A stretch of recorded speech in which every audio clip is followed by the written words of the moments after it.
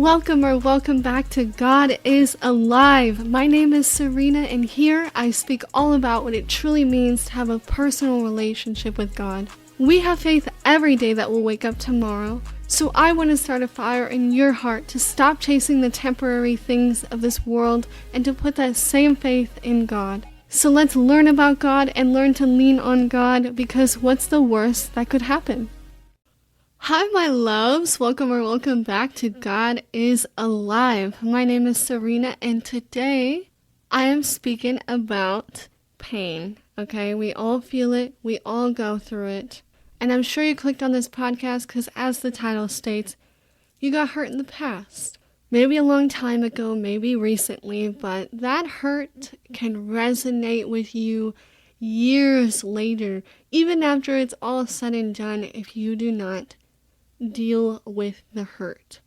So I guess the question becomes, how do we deal with the hurt? Because when we try to open up the memory of what happened and we think about it, it almost feels the same as ripping off a scab all over again. We have like an open wound that never healed. But why did it never heal? And you might not like this answer, but just hear me out before you click away. Because we didn't forgive. Okay? But it's important to heal this wound, because enduring the pain of a past memory or a person who hurt you is worse. So let me first start off by saying forgiveness, okay, is not condoning what happened. It is not saying what happened is okay. You're not saying it's okay what this person did to me, or even the series of events that had unfolded. I don't know. But you know. And forgiveness is not saying, oh, it could all go back to normal again, because sometimes that's just not the case in certain situations. I will say, though, forgiveness, in a way, is simply accepting what happened. Sometimes we grieve over what happened. We grieve over what could have been, who you thought this person was, who they actually turned out to be. And forgiving them is not saying, again, I really want to get this through your head. Forgiveness is not saying what they did was okay, but it's saying it happened. And even though it might not have been the best thing, I cannot turn back time. I cannot change what happened. And I cannot change that person. I am limited. In a way, it's acknowledging that even though it happened, that it hurt, that it affected you, and that it may still be affecting you, but forgiveness is necessary to move forward, okay? I know you may not want to hear that, but there's a reason why. How are you supposed to experience real freedom from what happened if you don't? So I'm here to tell you that God wants you to experience true freedom. I'm not talking financial freedom, physical freedom. I'm talking spiritual freedom from your anger, from your hurt, from your past, from anything that you're holding on to. Because if your thoughts are focused on this memory of what happened, how are you going to be focused on what God is trying to do in your life? What He is trying to release you from? In order to heal you from what happened, we have to release the past. And I promise you, no matter how bad it is, how bad it was, God can heal you from it. But He needs you to listen to Him.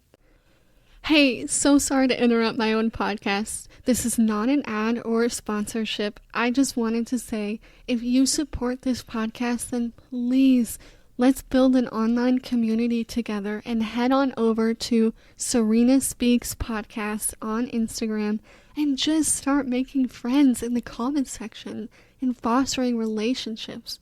Or you can even message me any questions or concerns you may have now before it's filled up.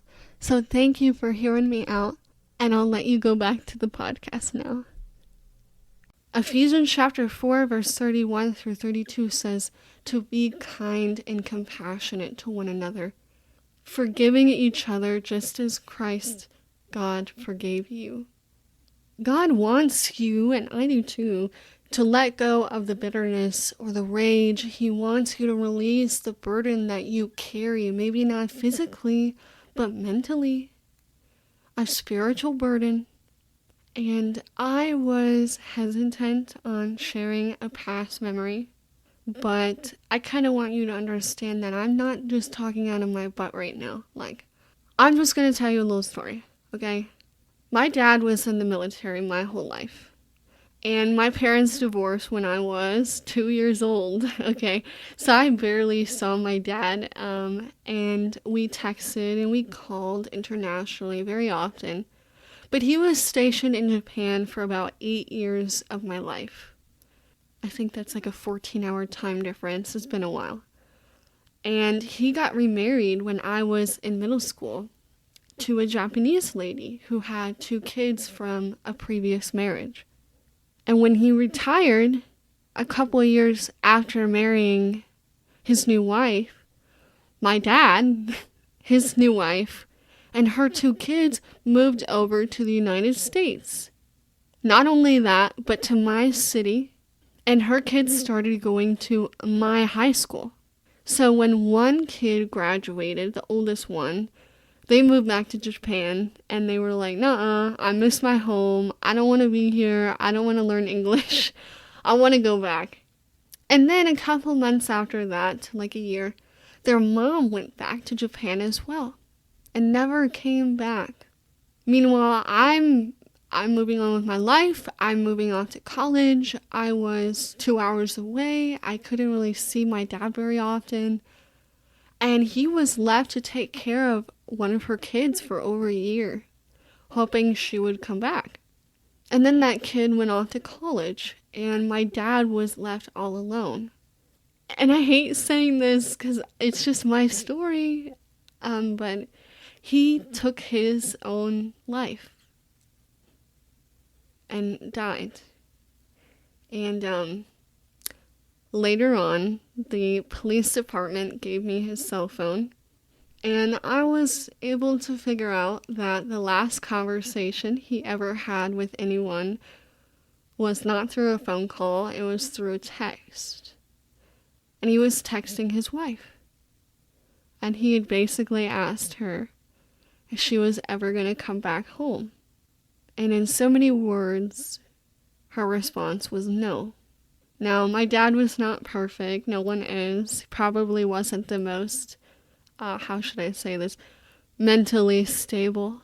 But one of the hardest things I probably ever had to go through was, number one, forgiving my dad for giving up, for deciding irrationally in that moment that life was not worth living because someone hurt him that bad.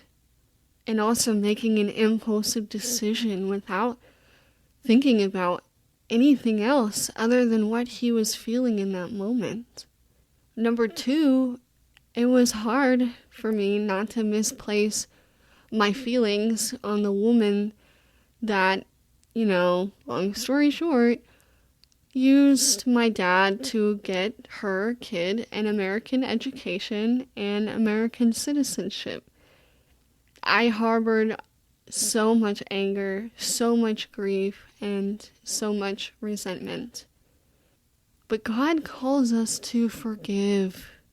Now, do I wish I could turn back time and change what happened? Yes. Did I at the time want to tell her off about everything that happened? Yes. Did I want to beat her up when she came to the crime scene of where it happened, and instead of bawling her eyes out like the rest of our family did, she immediately started looking for papers so she could get more money out of his death? Yes. But who was all of this hurting in the end? Me. In the end, it was hurting me. And sometimes, I believe, the best thing you can do when you're going through a lot of pain like this is to change your perspective. And it's hard. And it takes time, it really does. But when you realize that looking at the problem and focusing on the pain and thinking about that person or ignoring what happened, because you could go the opposite of the spectrum and ignore what happened and shove it down and not deal with it, it's only going to hurt you in the end. And for me, looking to God was the only thing that truly healed me, because He heals all. Now, only my closest friends and family know that story. So, I guess that means that you are a close friend to me now. And oh my goodness, I do not share this horrible story to make you pity me, feel for me, feel bad for me. Actually, one of my friends once told me, man, my problems feel so small compared to what you have gone through. No. That is not my intention. Problems are problems. Pain is pain. And hurt is hurt. I share my story, one of my stories, to convey it doesn't matter what people in this life have done to hurt you. It will not overcome you. It will not destroy you. But only you have the power to overcome it, to learn from it, and to let it empower you and make you stronger. And you are not alone. Ever. Even if you feel like it. Because that's another thing. Feelings, if you learned anything from my story, feelings are not it. I don't know how else to say it. God is truly with you every step of the way, and He will never forsake you. And it sucks sometimes because He's an invisible God. And that's why it's important to have people around us. My last podcast, podcast number 33, talks about loyalty. And it's so important because we have a loyal God, but we also need loyal people around us as well. Quality over quantity sometimes.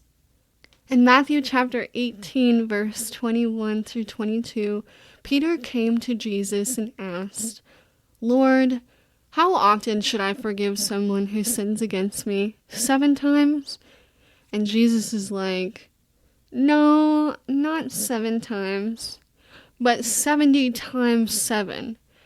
Now, I did the math, that's 490 times. Now, did Jesus really mean that once someone does you wrong 491 times that you can stop? No, it means to forgive always, over and over and over again. The Lord calls us to be like Jesus, and that includes forgiving. And you know why?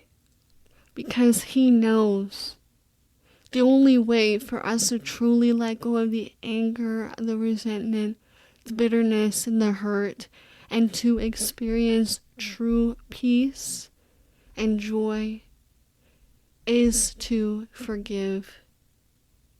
And Jesus is our best example. And I'm here to tell you it is worth it. Because it's not for them. It's for you. It's for you. So I hope you took something from today's podcast. Thank you so much for sticking to the end. You have no idea. Today's song of the day is East Side of Sorrow by Bryan. It's not traditionally a Christian song, but if you listen to it, you'll know why I recommended it today.